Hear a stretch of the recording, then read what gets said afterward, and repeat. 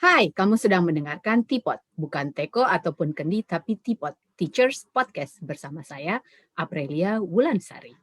Dunia pilot adalah dunia yang sangat luar biasa bagi sebagian besar orang. Tapi bagi orang-orang yang bergelut di dalamnya, dunia pilot adalah sesuatu yang luar biasa juga sih pastinya ya.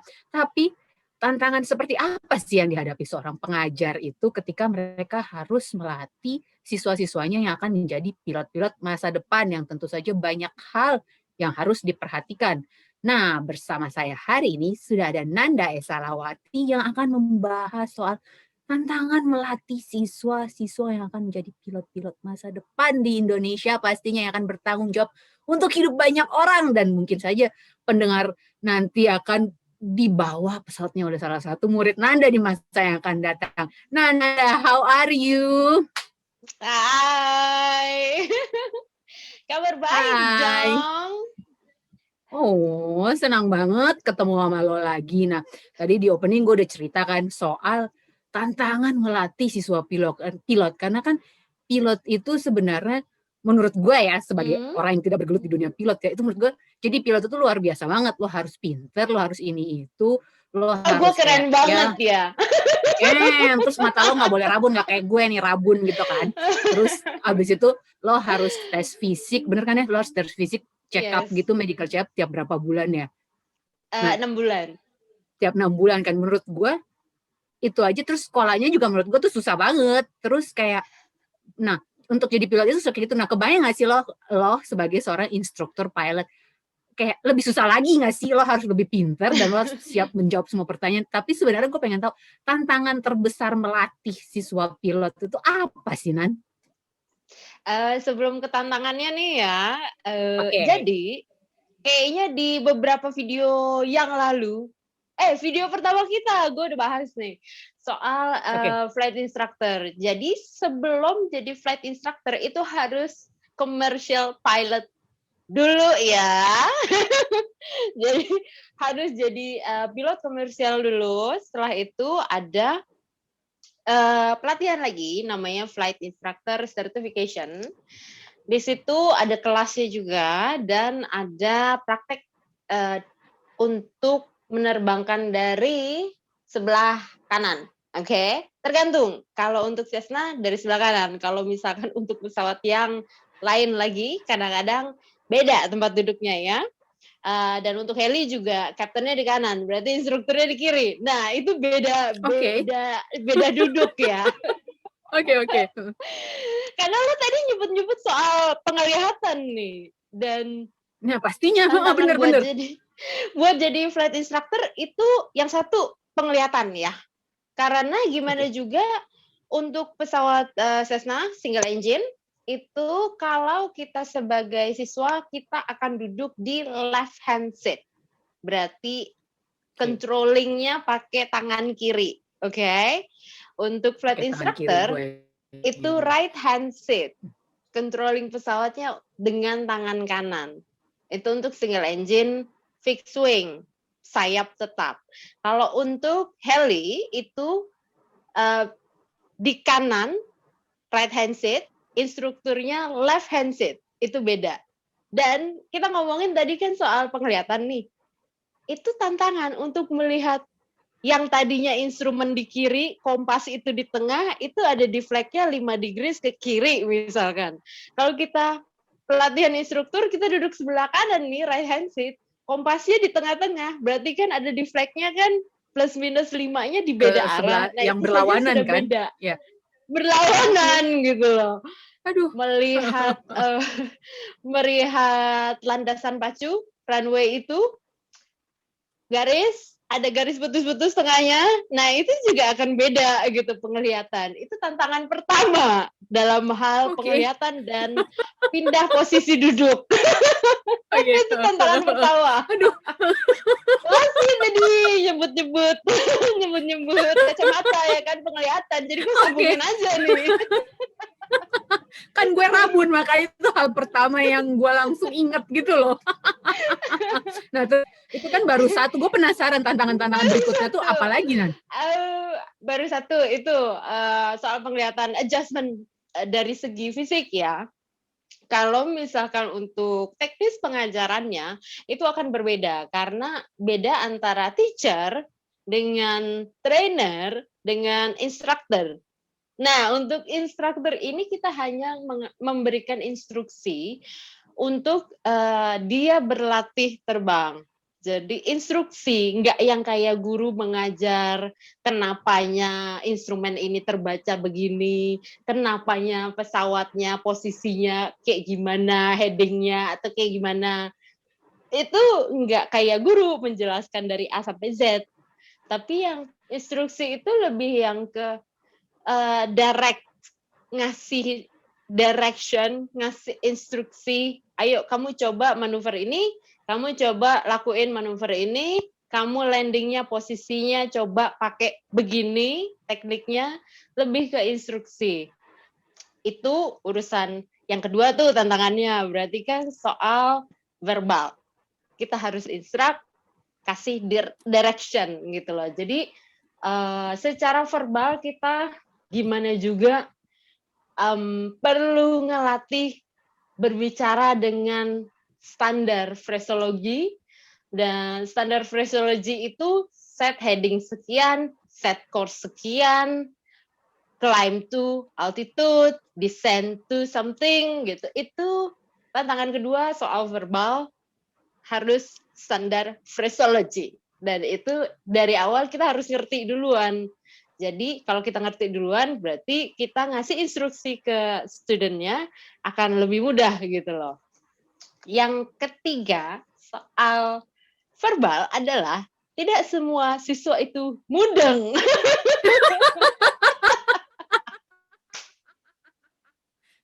Kadang message-nya nggak nyampe karena beberapa distorsi, entah headsetnya, entah karena kadang-kadang kan bermasalah tuh, terus Ya, kita terbang ngedeket-deketin antena televisi, ada distorsi juga, lebih yang kayak gitu. Itu masalah teknis itu. Juga ya bisa sih, kalau itu kan urusan equipment ya, berarti kan ada equipment list yang kita harus punya standarnya sendiri. Kadang-kadang itu buat instruktur baru juga menginvestasikan sejumlah uang untuk beli headset yang noise cancelling kah, itu juga berpengaruh. Terus ini untuk yang fixed wing. Untuk heli juga sama headset. Yang kedua helm, ya kan. Terus yang ketiga belum lagi yang untuk amphibian aircraft. Itu juga ada lagi tuh toolsnya. Dan life jacket segala macam. GPS itu tantangan juga tuh. Gimana caranya message kita bisa sampai ke siswanya? Ada beberapa equipment yang kita juga harus investasikan dan agak menguras kocek sih. Itu tantangannya ya. Oke. Tantangan yang berapa tadi ya? Itu ada penglihatan, terus ada verbal, audio, terus equipment ya. Nah, yang keempat ini yang paling nggak bisa dikontrol. Itu kondisi cuaca. Oke. Kondisi cuaca itu gini, kalau equipment, termasuk pesawatnya sendiri itu juga kendaraan equipment kita ya. Armada kita itu bisa dikontrol berdasarkan equipment, perlengkapan, peralatan kita. Itu bisa dikontrol. Tapi yang kita nggak bisa kontrol dari cuaca. Setuju banget. Kita nggak tahu. Jadi tolong ya itu ahli-ahli cuaca apa namanya? Apa sih namanya? Apa? BMKG. Hujan itu enggak gitu, enggak pakai mau hujan. Apa ya? Weatherman sih, di kepala gue munculnya weatherman. Itu yang nggak bisa dikontrol. Itu tantangan terbesar. Yang kita bisa kontrol terkait cuaca itu adalah membaca forecast, membaca weather report, weather forecast. Itu butuh flying hour, butuh experience untuk membaca tren cuaca itu. Dia akan posisi ini di mana awannya, apa yang akan terjadi 15 menit setelahnya, 1 jam setelahnya, itu kan butuh experience untuk terbangnya sendiri sebelum dia bisa memprediksi cuaca ini akan terjadinya di mana kondisi cuaca ini, kayak gitu. Banyak ya? Iya. Itu sih menurut gue dari semua hal ini banyak banget sih memang tantangannya, dan maksudnya lo cuman menyebutkan itu, tapi sebenarnya menurut gue ketika dijabarin satu persatu tuh tantangan tuh akan jauh lebih banyak. Nah, ketika lo tadi nyebutin soal istilah-istilah verbal yang akhirnya ada distorsi sehingga nggak nyampe, dan banyak kan istilah dari penerbangan itu, istilah aviasi pakai bahasa Inggris ataupun bahasa lain, biasanya bahasa Perancis ya, karena kan Perancis Iya. salah satu pabrikan pesawat kan. Pernah nggak sih Yes. ada salah satu murid lo yang Ada mungkin bahasa IQ. Oh iya, gimana gue dah. Jadi pernah nggak sih ada mungkin salah satu murid lo mungkin kemampuan bahasa asingnya itu tidak terlalu mumpuni, jadi dia tuh agak bingung, ini tuh pernah nggak sih ada pengalaman kayak gitu, jadi dia tuh agak bingung ini maksudnya apa ya. Dia manggil lo apa sih, Mbak, Bu, atau Miss gitu, kalau murid-murid lo pas dia bertanya kayak ini maksudnya apa ya. Jadi ketika instruksi verbal lo udah menurut lo udah nyampein dengan sangat jelas pakai bahasa Indonesia dan gabungan bahasa asing, tapi dia tuh kayak akhirnya tuh kayak lost gitu loh. Pernah nggak ada kayak gitu? Jadi bahasa Inggris itu ada namanya IQ, English Language Proficiency. Aduh, apa itu? Itu Coba tolong minimum dijelaskan apa level itu. 4. Jadi bahasa Inggris penerbangan itu ada tesnya sendiri, namanya IQ, English Language Proficiency. Itu nggak kayak yang IELTS atau TOEIC atau TOEFL, itu berbeda. Bedanya adalah bisa berkomunikasi di operasional penerbangan. Itu 2 kaidah yang berbeda, dan untuk pencetakan student pilot license memang hanya dimintanya nilai TOEIC ya. Cuman di lapangan ada namanya IQ, English Language Proficiency. Nah, itu bagaimana berkomunikasi, menerjemahkan manual, menerjemahkan prosedur, dan lain-lainnya, dan berkomunikasi dalam bahasa Inggris ya. Dan ada namanya radiotelefoni. Jadi, if I speak English like this, I cannot say heading north, northeast, southwest. Ini nggak kedengeran. Oke. Karena di radio frekuensi itu ada distorsi lagi. Namanya radiotelefoni, dan itu kaidahnya berbeda lagi. Ada fresologi lagi. Itu yang di lapangan. Kadang-kadang terdistorsi dengan antena AM, ya kan? Radio AM itu mengganggu kalau tiba-tiba ada dangdutan bocor di frekuensi. Tolong. itu agak menambah distorsi lagi tuh. Nah, anakmu mau main distorsi nih barusan. Oh iya. Itu distorsi paling jelas. Terus kalau misalkan kita ngomongin soal distorsi yang lebih banyak lagi, itu tentang penyampaian sih. Kadang-kadang kalau di darat kan ya udah kita ngomong langsung nih, one on one atau tatap muka langsung nih. Tapi kalau misalkan sambil terbang itu kan juga perlu komunikasi yang standar, yang memang ya orangnya ngerti apa yang kita ucapin, kita juga paham apa yang kita mau omongin, lebih yang kayak gitu. Nah, tantangan apa lagi nih yang mau ditanyain nih? Gue masih penasaran sih yang di soal verbal ini, karena ketika apapun itu kita bekerja, komunikasi kan yang paling penting ya. Pernah ada nggak sih pengalaman buruk ketika komunikasi lo, misalnya ketika murid lo di atas atau lo lagi dia terbang solo ya, ada kan ya dia terbang solo, ketika dia di atas lo di bawah, pesan lo nggak sampai, dan maksudnya kayak bad things happen gitu loh. Gue penasaran, dan gimana lo dengan cepat ngambil solusi, dan kira-kira karena kan istilahnya keselamatan dia tuh masih ada dalam tanggung jawab lo kan. Gue pengen tahu pengalamannya seperti apa, tuh solusi apa yang lo harus ambil, dan dalam cepat kayak hitungan berapa detik doang lo harus tanggung jawab sama hidupnya si siswa lo ini, Nan. Kalau misalkan jual itu dengan pengawasan instruktur, sisi itu yang bertanggung jawab adalah instruktur yang bertugas saat penerbangan itu. Oke. Kalau misalkan dijual itu sesinya kadang-kadang sampai yang istilahnya tuh bahasa, ada yang memang nggak mudeng banget, beberapa memang nggak sampai ke bahasa TK banget gitu ya kan. Nih ya Oke. checkpoint sini patokannya ya nak ya. Jadi itu pintu masuk lewat situ ya nak. Nanti masuk ke area. Ntar yuk keluar area lagi. Itu pintu keluarnya situ. Kayaknya gue gagal move on dari guru TK sih sebenarnya. Terus tau gak sih, gue harus Bahasanya. jujur sih, di isi kepala gue kan, bagi gue tuh di kepala gue semua pilot itu kayak cerdas, terus kayak intelijensinya tinggi. Tapi ketika lu cerita kayak gitu, gue langsung kayak, ada ya calon pilot kayak gitu. Maafkan gue judging nih.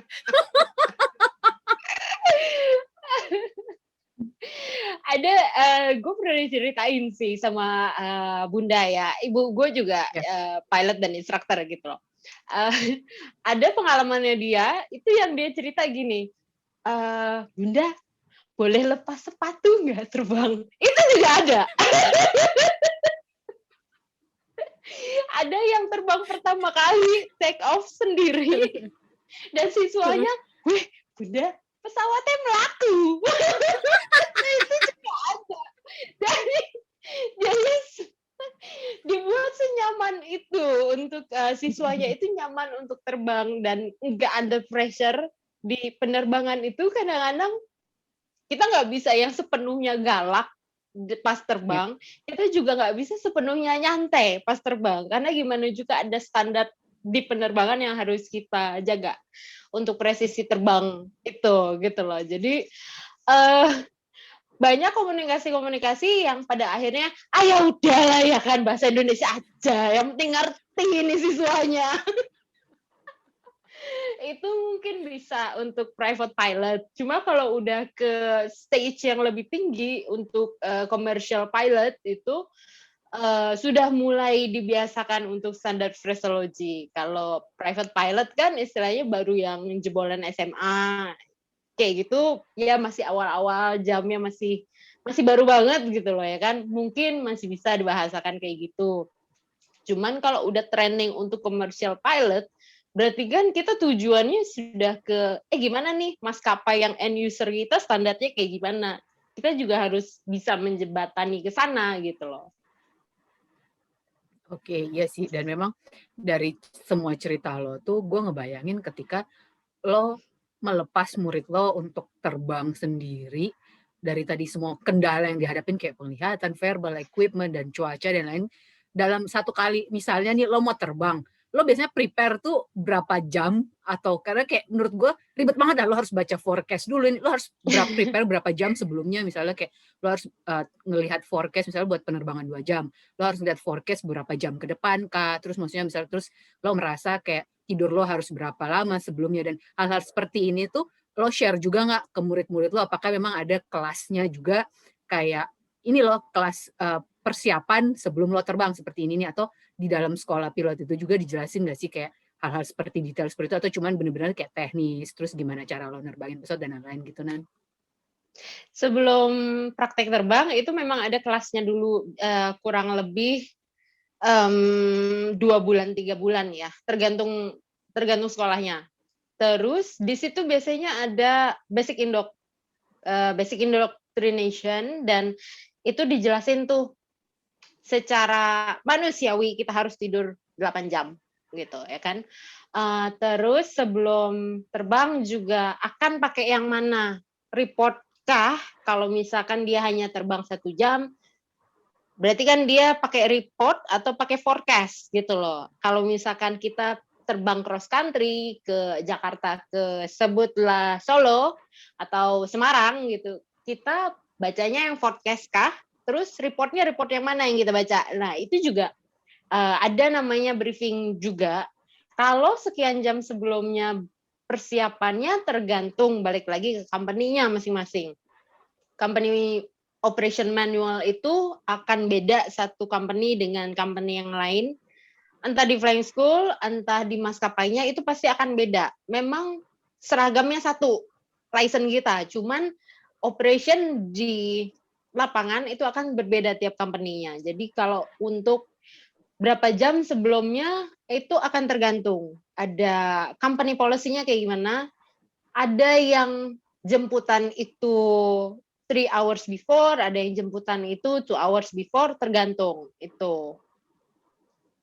Oke, jadi bener kompleks banget ya. Dan maksud gue kayak lo jadi guru aja, kayak lo harus siapin ini itu. Terus nanti juga misalnya ketika pilot lo juga ketika di luar sana kan pasti ditanya, ini lulusan sekolah mana sih? Itu juga pasti akan ngebawa banget nama lo. Terus gurunya siapa? Nah ujung-ujungnya balik lagi ke, kok guru sih gue tadi kan instruktur ya. I'm sorry, my bad gitu kan. Jadi balik lagi ke instrukturnya siapa. Dan kalau gue pengen tahu dari semua sekian banyak kendala yang lo sebutin tadi, apa sih hal yang paling berat untuk melatih siswa pilot ini versi lo?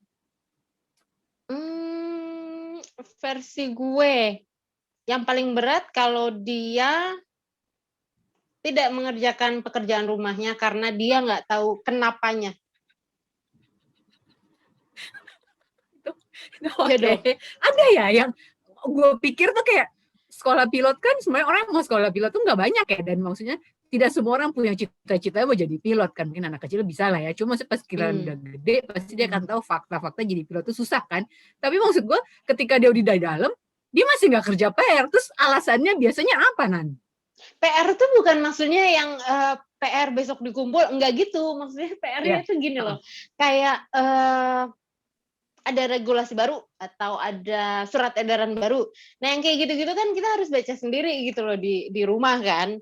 Yang istilahnya event chart itu apa ya, map ya kan. Peta itu ada update setiap sekian waktu.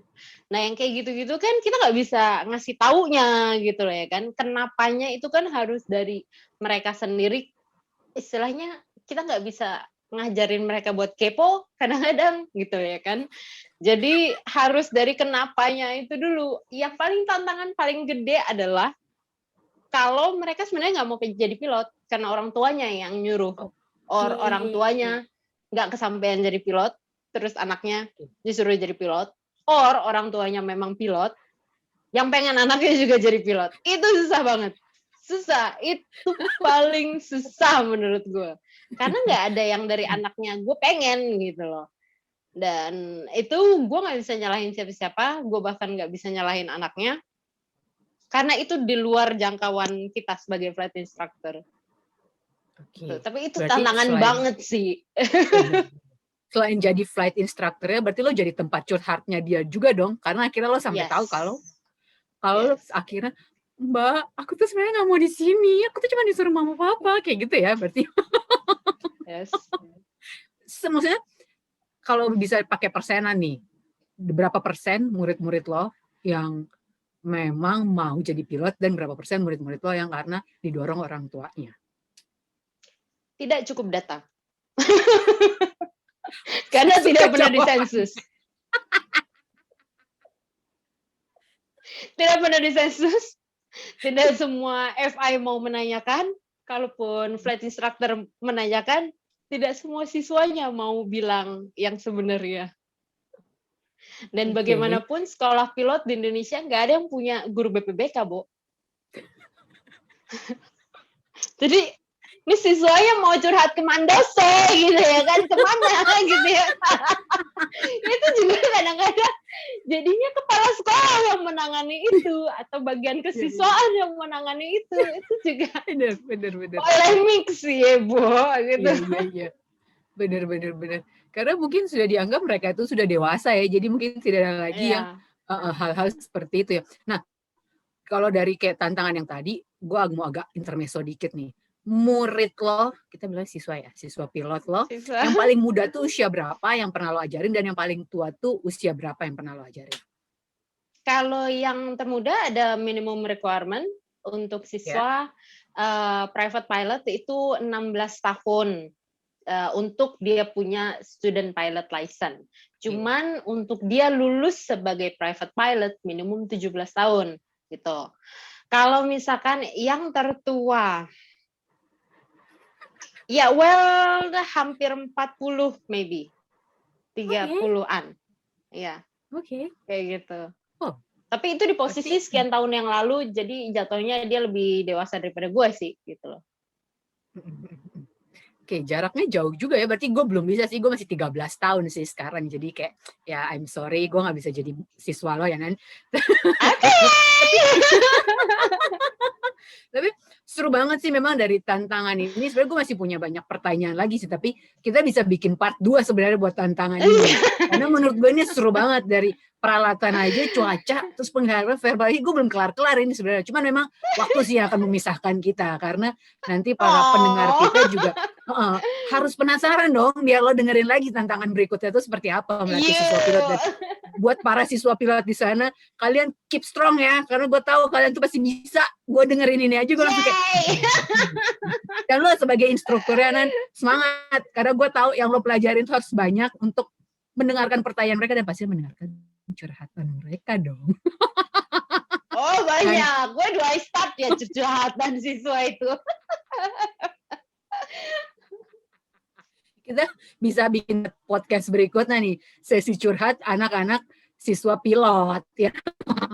Karena pasti banyak banget yang bisa diceritain dari kehidupan pilot yang menurut gue tuh sangat niche banget, tapi itu sesuatu yang kayak sangat berkenaan banget dengan kehidupan masyarakat secara umum kan. Karena siapa sih, hampir sebagian besar orang Indonesia, pasti ada orang di seluruh dunia pernah naik pesawat kan ya, meskipun memang ada yang belum pernah naik pesawat, tapi semua orang pasti menikmati ketika naik pesawat, apalagi kalau pilotnya landing sama take off-nya bagus kan gitu, wah happy banget, sering banget gue naik pesawat, banyak yang tepuk tangan kayak gitu kan. Dan ini seru banget memang perbincangan kita soal tantangan melatih siswa pilot. Kenapa kan kalau landingnya bagus, setuju banget memang. Seru banget perbincangan kita, jangan lupa like, comment, dan subscribe, dan kalau lu pengen kita ngebahas soal pengajar dan hal-hal terkait di dalam, kasih tahu aja di kolom komentar dan kita pasti akan mendengarkan pendapat lo. Ya kan Anda? Yes. Oke, gue Aprilia Wulansari bersama Nanda Salawati. Kami pamit. Bye-bye.